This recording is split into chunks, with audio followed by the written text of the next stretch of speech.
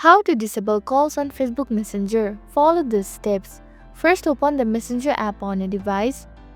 If you want to disable the call for a specific person, then select the chat of the person whose call you want to mute. Tap on the profile name at the top of the chat.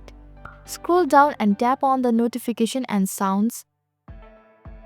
Now toggle the switch beside the call and select the Until I Change It option at the last and confirm your action.